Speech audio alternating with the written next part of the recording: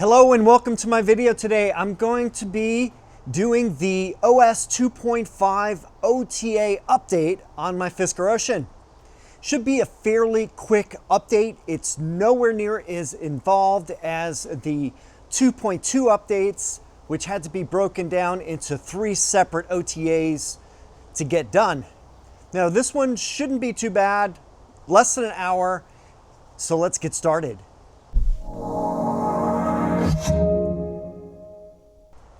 As with all OTA updates, it's best to have the 12-volt battery be in good condition. If you haven't replaced your battery in over a year, it's probably a good time to do that. So if the 12-volt battery is fully charged up and you have a good data connection with the vehicle, whether that be 4G or Wi-Fi, you should be good to go. I got an email that is telling me that my OS 2.5 update is going to be arriving via OTA. So I have the car set up. I have the 4G signal is 2 out of 4 bars. And I have the car charging up on the high voltage battery pack so that the 12-volt battery is fully charged. And eventually the car is going to get checked out and make sure it's ready for the update, and I'll have a prompt on the center screen that I need to accept and the OTA will begin. Okay, I am sitting in the driver's seat, and when your voltage on the 12-volt battery is high enough, it will show a prompt for the software update. So I am going to go to Update Now, which is down below. And I'm going to press Install. And it says estimated installation time 30 minutes. Software installation starts in 4 minutes 50 seconds. Driver and all passengers must exit and lock the vehicle for installation to begin. During this update, your vehicle and climate controls will be unavailable. Do not leave pets or young children in the vehicle during this process. Shifting the vehicle into gear will cancel the installation. So at this point, I'm going to get out of the driver's seat, close the door, and lock the car.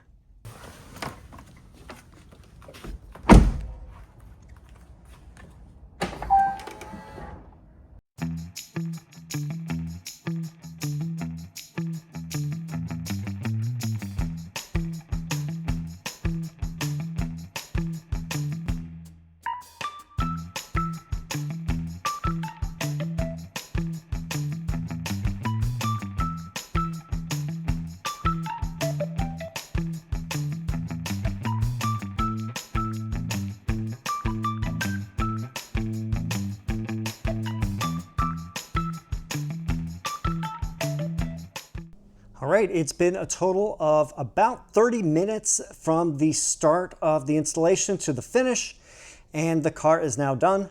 You want to make sure that it completes all the way. So personally, I would wait a full hour before you unlock the car and get inside. So let me do that now.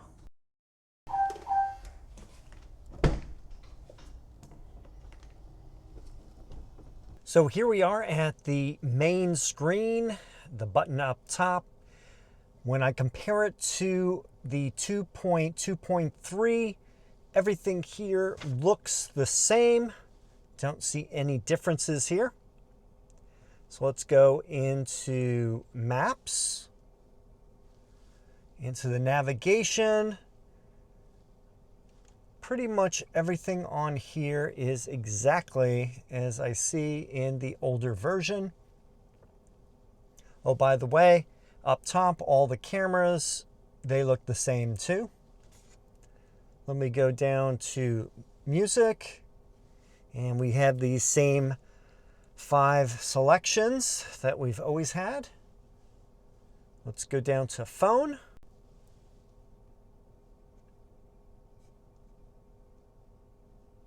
And that also looks the same. Going to go down into the charging screen here. And here's the first change that I've noticed. The 12-volt battery is listed right below the car, and it gives an amount of 87% state of charge and 14.0 volts. Of course, the car is running right now, so it's going to be charging that 12-volt battery from the high voltage battery pack. So that's why you see that high number. Usually when the car is not on, the battery is going to be around between 12.5 to 13.25 volts. At least that's what I've seen with my AGM battery. Switch over to Solar Sky. That looks pretty much the same as before.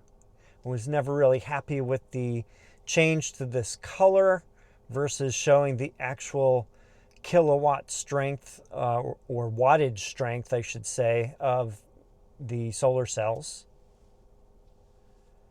And the trip screen is the same. As you notice, I just hit over 21,000 miles. My lifetime efficiency is 0.32 kilowatt hours per mile, and I used a total of 6776 kilowatt hours. Let's go down to HVAC, and we have the controls here, and comparing it to the previous screenshot that I did, it looks exactly the same. There is an improvement in the HVAC as far as how it runs. I've been told that it will now save the climate control settings that you've used previously when you start up the car. There have been many cases where I've seen this AC been on when I left the car off, and then when I start it, it was off. So kind of annoying to have to go back in and change it. So I'm hoping that this is a definite improvement that I'll see when I'm using the car. And next we're going to go into settings. All the items here are pretty much the way they were in the previous version. Let's go down to driving. This is where we see another change. We have regenerative braking. We have it split into 3 of the drive modes: Earth, Fun, and Hyper. Previously, we had just one setting of low, medium, and high. And one thing I tested out is that Earth will reset to high after you stop the car and restart it. You still can change it to low and medium during the drive, but it will go back to high when you restart the car. That's an EPA requirement, so there's nothing you can really do about that. However, the Fun and Hyper modes, you can change them to whatever you want. So if you want to do medium for fun and low for hyper, knock yourself out. You can have it any way you want. And let's scroll down. And yes, I've never used Boost yet. Haven't had a chance to go to a track to try it out. And Hyper is plenty fast for my everyday driving. And the other new thing we have down here is torque vectoring. And I have tested this out today, and I notice a difference in the accelerator pedal. There's a slight change to how it feels. It seems to have more of a hyper feel in fun mode than it did previously. And it's kind of hard to describe, and you really can't capture it on video of what torque vectoring does, but it's the blending of the front and rear motors depending on the needs of your driving. So if you're going around corners or just how you're driving will be affected by this torque vectoring, and definitely I think it has improved it. So I'm going to be checking it out. I've been driving on fun mode for the past 1.5 years, pretty much as my standard way of driving, and fun mode today definitely felt different than it did before.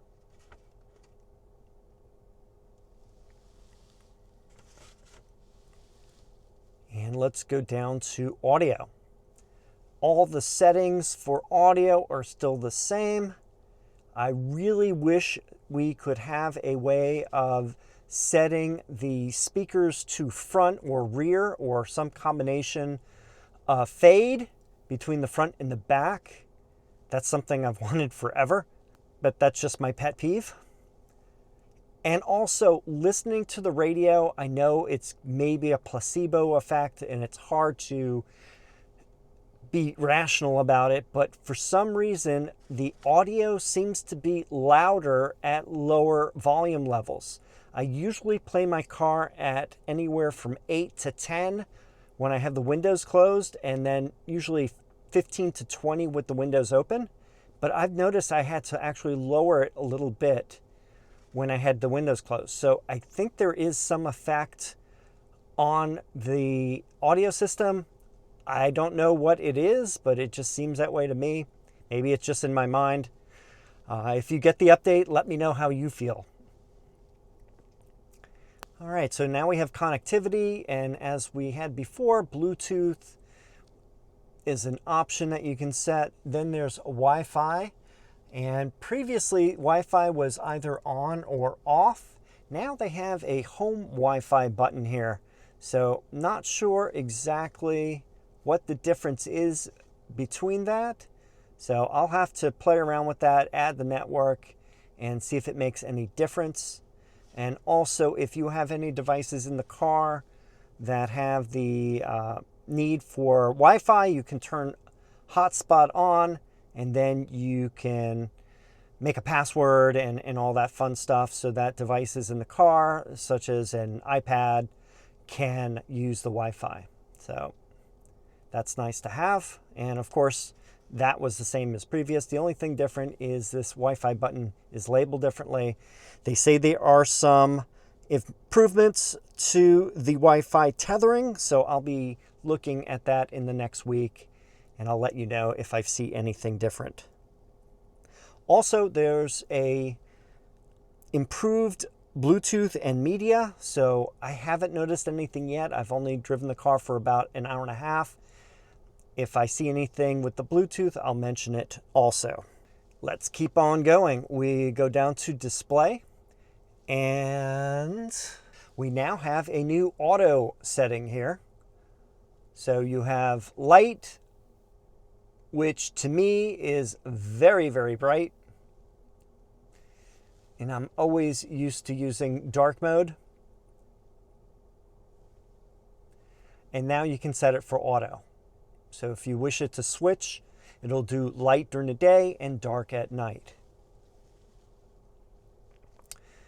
Driver's display and central touchscreen, these are all the same. Let's go down to lighting. Looking at the options here, nothing has changed. There is supposed to be an ambient lighting sync. And you know what? I'll turn that on and see how that works. There have been occasions where I've noticed the ambient lighting turning on by itself. For example, after the car is shut off, I'll sometimes see the ambient lighting.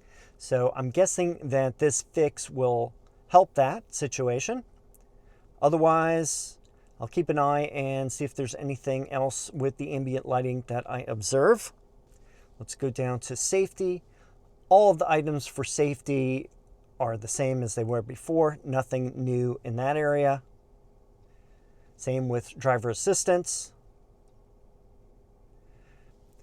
For the doors and mirrors section, the mirrors in liftgate is the same as it was before. However, we have a new section here with chimes. We have door lock chimes. Play a chime when the doors are remotely locked or unlocked. We can turn that on. And we have liftgate chimes. Play a chime when the liftgate is opened or closed. So I'm going to turn those both on. Default. Tech. Noir. Bloom. Default.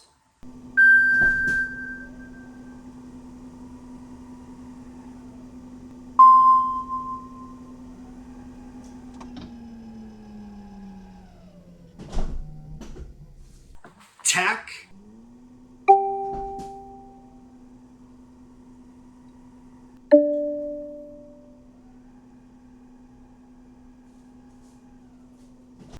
Noir,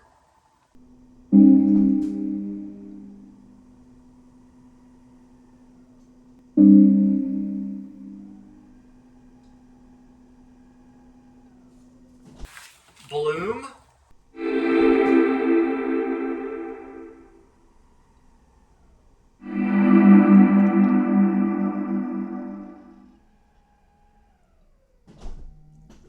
Default,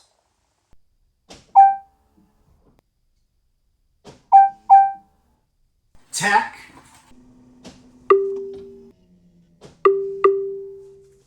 Noir,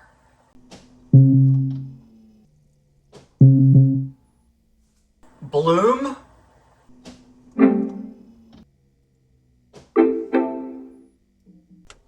and the chimes here do not affect the VSP for the pedestrian sound when the car is running. So if I do that right now,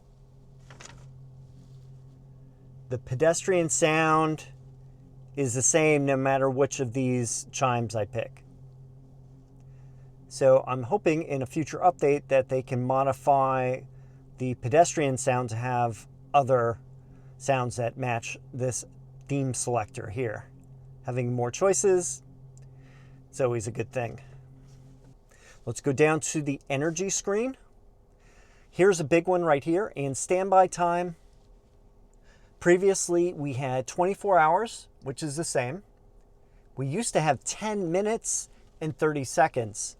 The 10-minute option is now 2 hours, which is super handy to use.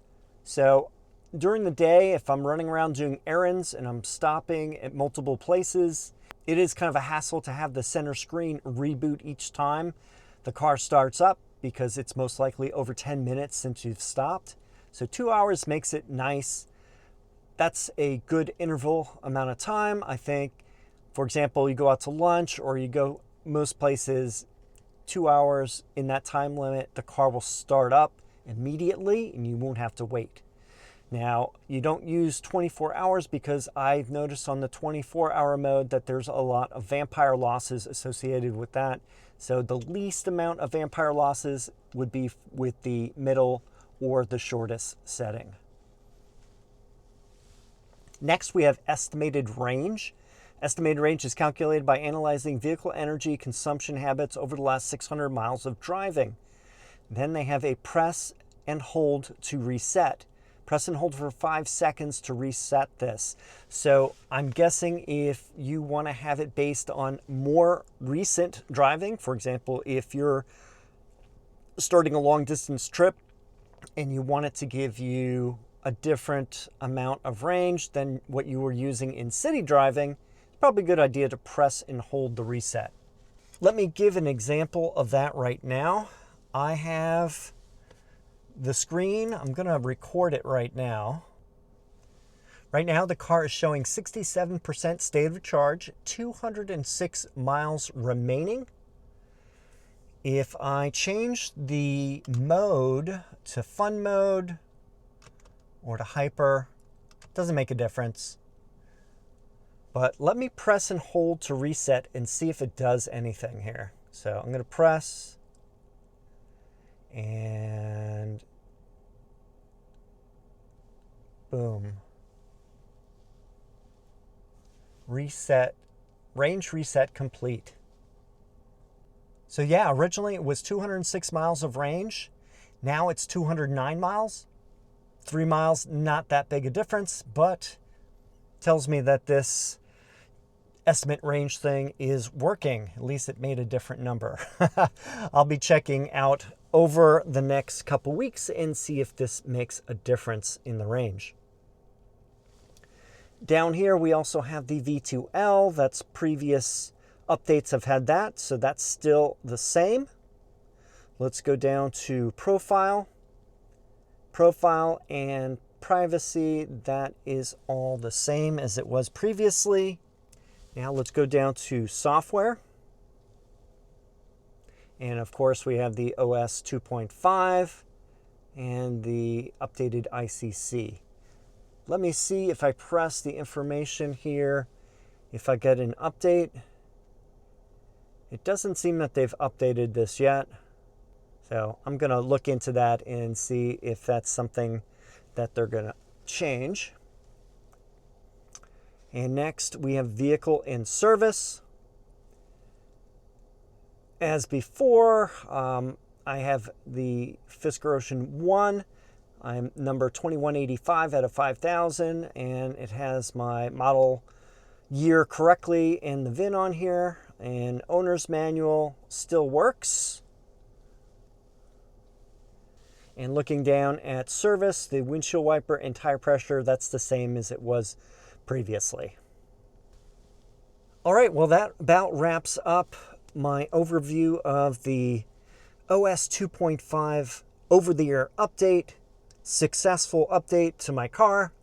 Pretty easy installation, and I'm using the car right now, and I'm enjoying the changes that have been made. I haven't noticed any bugs so far, and I'm also going to be looking to see if there's any UI improvements or any other changes during day-to-day driving using the car's screen. If anything comes up, I may do another video in a week or two to kind of summarize anything that I find over time, because sometimes these updates you may find some interesting changes that are not documented, or some negative things. If there's anything negative or positive, I will gladly follow up and talk about that. Oh, one thing I didn't mention is that the clock at the top here should be better synchronized. And I've never had the problem of the clock being off since I've had the 4G or at least Wi-Fi hotspot keeping data to the car. Never really had a problem with the time being off. Some people have reported issues with the time being off several time zones, and I haven't had that issue. But hopefully with this update, that problem has been fixed. So if anybody does have that problem, goes through this update, let me know how it works for you. And in general, if there's anything you want me to test out on this update, please let me know down in the comments section below. Until then, thanks for watching, and I'll see you in my next video.